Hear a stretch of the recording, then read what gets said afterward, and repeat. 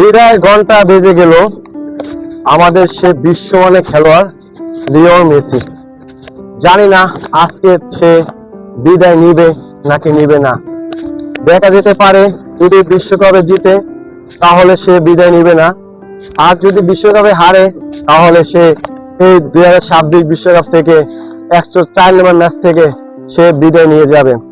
এবং আমরা ধারণা করছিলাম গোল্ডেন বুট মেসি পাবে, কিন্তু কালকে খেলা দেখে ফ্রান্সের কিলিয়ান এমবাপ্পের সে মেসি থেকে এখন এগিয়ে গেছে। জানি না কে শেষ পর্যন্ত এই গোল্ডেন বুট পায়, কিন্তু মেসির জন্য খুব খারাপ লাগবে সে যদি গোল্ডেন বুটটি না পায়। এই কারণে খারাপ লাগবে, তার জীবনের শেষ বিশ্বকাপ, তার জন্য প্রচন্ড খারাপ লাগবে। যদি জীবনের শেষ বিশ্বকাপ যদি না হতো তাহলে আর কখনো খারাপ লাগতো না। আর শেষ বিশ্বকাপ দেখি সবচেয়ে বেশি খারাপ লাগবে আজকে স্পেন ভার্সেস আর্জেন্টিনার খেলা।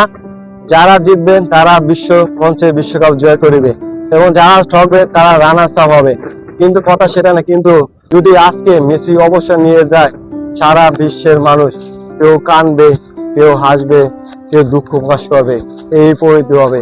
আমি চাই মেসি যেন এত তাড়াতাড়ি অবসর না নেয়, কারণ আরো সে 2-1 বছর খেলেছে।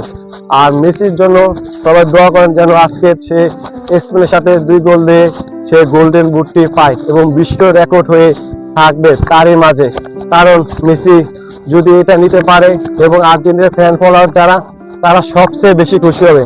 আর বিশ্বকাপ নিতে পারলে তো মনে করেন বিশ্বের ভিতর রেকর্ড হয়ে যাবেন এবং তাকে পেলের সাথে তুলনা করবে বা পেলের থেকে বড় একটি তুলনা করা হবে। কারণ সে একজন বিশ্বমানের খেলোয়াড়, এটা আমাদের মানতে হবে। তাকে নিয়ে কোনো তর্ক করে কোনো লাভ নেই। সে একজন বিশ্বমানের জাদুম্যান, সেটা ফুটবল স্কিল দেখলে সেটা বোঝা। সে একজন ভালো মনের মানুষ এবং ভালো খেলোয়াড়। তার কাছ থেকে খুদে খেলোয়াড় যারা তারা অনেক কিছু শেখার জিনিস আছে। কারণ সে সুন্দর স্কিল, সে সুন্দর পাস, সে সুন্দর গোল, সে সুন্দর হ্যাট,